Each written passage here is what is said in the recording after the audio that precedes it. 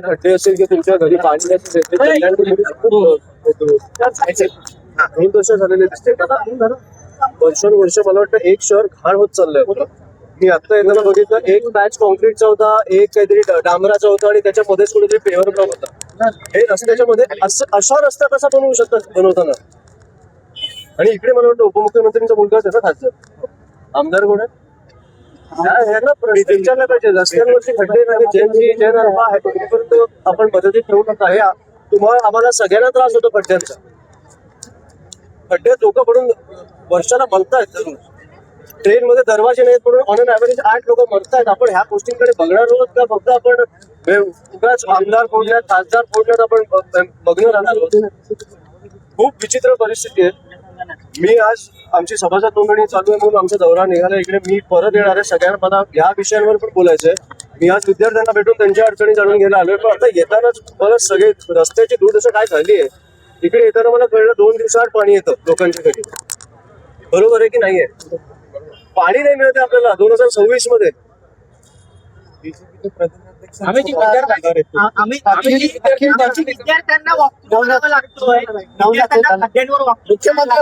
ही परिस्थिती आली.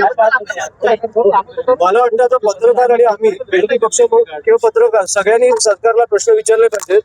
हे आपण आपल्या मतांमध्ये खेळत लोक राहूया. ह्याला सरकारने उत्तरं दिली पाहिजेत. कारण ह्या लोकांनी त्यांना बसवलंय, तुम्ही त्यांना बसवलंय तिकडे. त्यांची अकाउंटेबिलिटी पाहिजे, आन्सरेबल पाहिजे. अखिल भारतीय सेनेच्या परिषदेवरती टीका करण्यापेक्षा स्वतःच्या भाषा कौशल्यावरती लक्ष द्यावे असं नवनाथ पण आपल्याला सांगतात. काय त्यांना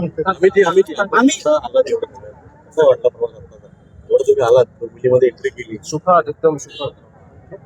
2 तास लागले पोचायला. मस्त खड्डे लागले. किती लागले हे बोललो. आता एका रस्त्यावर कॉन्क्रीट डांबर आणि पेवर ब्लॉक हे एका रस्त्यावर तुम्हाला कसं दिसू शकतो मला कळत. तो कॉन्ट्रॅक्टर काय करतो, त्याला अजूनही कॉन्ट्रॅक्ट का मिळत आहेत आपण हे प्रश्न मला वाटतं सरकारला कल्याण डोंबिवली महानगरपालिकेमध्ये सत्तेमध्ये आपला पक्ष देखील आहे. सरकार कोणाची आहे इथे कल्याण डोंबिवली मधले महानगरपालिकेचे किती नगरसेवक आहेत सत्तेमध्ये आहात ना आपण. किती नगरसेवक आहेत नगरसेवकांना देखील बोललं पाहिजे. अच्छा मग त्यांचा आकडा आणि आमचा आकडा तुम्ही आता मोजताय. जे 2014 पासून सत्तेत आहेत त्यांना तुम्ही विचारणार नाही. आमच्याकडे 4 नगरसेवक आहे, तुम्ही आम्हाला विचारता. हे बरोबर आहे. त्यांना विचारतो त्यांना विचारताना मला कधी दिसत नाही. तुम्ही विचारत नाही आणि मग मला कॉन्क्रीट रस्त्यांवर खड्डे पडतायत. म्हणजे 2 महिना बनून झाले.